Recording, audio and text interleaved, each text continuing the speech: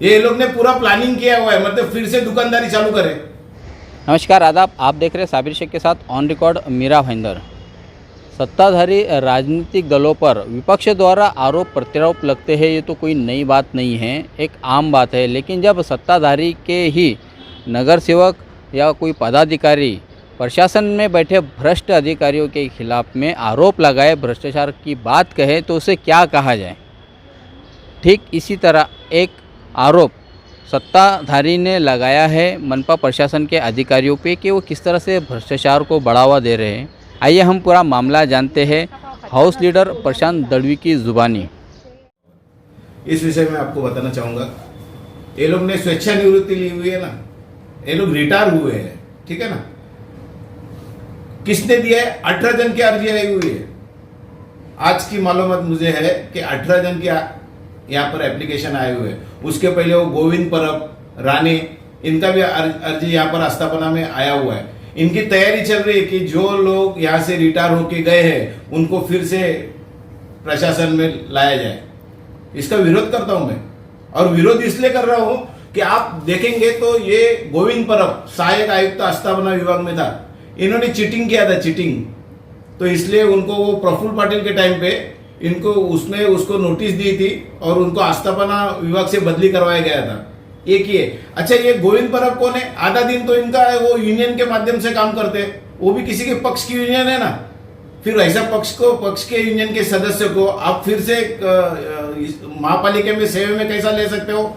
दूसरा आप बता रहे हो, देखो दादा साहेब खेतरे है, फिर जगदाले है, इन लोग कौन है? इन लोग को तो निलंबित किया गया है, एंटी करप्शन ने पकड़े हुए ये लोग। तो मतलब ये जो 18 जन की टीम बनाई है, ये लोग को आप साथ में लेंगे, और हम लोग बोल रहे हैं कि पहले से कि उनकी सेवा में जो है उनको सेवा में ले लीजिए ना। वो तो रिक्त पद है, प्रमोशन, और जो जिनको प्रमोशन देना उनको प्रमोशन दे दो। ये लोग ने पूरा प्लानिंग किया हुआ है, मतलब फिर से दुकानदारी चालू करे। ये लोग ने पूरा प्लानिंग किया हुआ है, मतलब फिर से दुकानदारी चालू करे। ये हो सकता है क्या? किसकी दुकानदारी, किसकी प्लानिंग, कौन है इसके पीछे, जरा खुलकर बताइए। नहीं, मैं तो बोल रहा हूँ, मैं तो आस्थापना के ऊपर आरोप कर रहा हूँ कि ये आस्थापना ने सब फाइल बनाई हुई है, और मैं इसका विरोध किया। इसलिए मैं अभी कमिश्नर से भी जाके मिलने वाला हूँ इस बात पर। मैंने अपने डिप्यूटी मुख्यालय वो मुठे साहब से भी बात की है कि सर इनके ऊपर आरोप लगे हुए हैं, इनको एंटी करप्शन ने पकड़ा हुआ है, इनको महासभा ने ठहराव किया इनके ऊपर कि इनको निलंबित किया जाए। और ऐसे सब अधिकारी को फिर से आप इसमें लोगे तो जो अनधिकृत बांधकाम अभी बंद है तो वो फिर से चालू हो जाएंगे। रेके इन्होंने क्या किया यहाँ पर? ये जो अधिकारी आप बोल रहे हो, मैं जो बता रहा हूँ कि इनको वापस से सेवा में लेना है, समाविष्ट करना है, इन्होंने जब ये पोस्ट पे थे यहाँ पर तब ऐसा क्या क्या महापालिका के लिए कि जिनको यहाँ पर महापालिका ने कुछ मेडल वगैरह देकर इनका सत्कार किया हुआ है। ये तो सब आरोपी है ना, आरोप लगे हुए हैं उनको ऊपर महासभा में वगैरह, एंटी करप्शन ने पकड़े हुए हैं सब लोग। आप देख लीजिए ना उनका पूरा रिकॉर्ड निकल के यहाँ से, और फिर उसी लोगों को अपन ले लेंगे, फिर से उसमें समावेश करेंगे, तो फिर वो जो सत्ते में बैठे हैं हम लोग, तो उसके ऊपर ही कीचड़ फेंक हो जाएगी।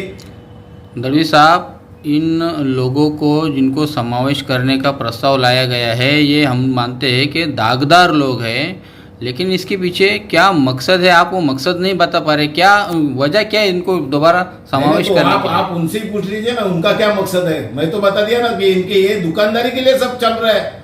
इनके देखो, ये सेवानिवृत्त तो हुए है ना, तो घर में बैठे, फिर से लाना मतलब क्या होगा? क्या करने वाले आकर? ये जो पहले किया वो आप फिर करेंगे, तो ये हमको नहीं चाहिए ना।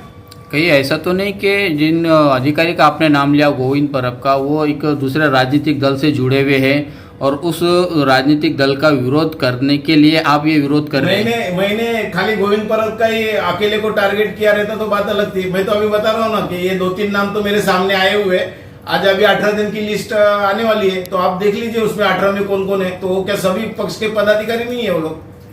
और मैं इंडिविजुअल बोल रहा हूँ, मेरे को कोई किसके पदाधिकारी है क्या है उसे कुछ लेन देन नहीं है। मतलब उन सभी 18 लोगों का जो प्रस्ताव है, प्रस्ताव ही आयुक्त साहब ने उसको निष्कासित करना चाहिए, उसको मंजूरी नहीं देनी चाहिए। ऐसी आपकी मांग? हाँ, बस ऐसी। अगर नहीं करते तो अगला कदम क्या रहेगा आपका? नहीं, मैं करने ही नहीं दूंगा ना, हम लोग करने नहीं देंगे ना इसको मेरा कड़ा विरोध रहेगा इसके खिलाफ। ये थे प्रशांत दड़वी, जिन्होंने प्रशासन में बैठे अधिकारियों पर आरोप लगाया है भ्रष्टाचार का।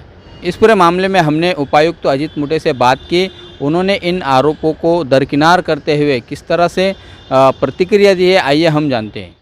नहीं, इस तरह का प्रस्ताव यानी किसी का लेटर था इसके लिए कि महापालिका को ऐसे कर्मचारियों की ज़रूरत है और ये कर्मचारी लेने चाहिए। उसके ऊपर ये मेरे ज्वाइन होने के पहले की बात है। उससे पहले विषय हुआ था कि कर्मचारी, तो उसमें लिखा गया था कि आस्थमा से इसके बारे में स्पष्ट मत दे।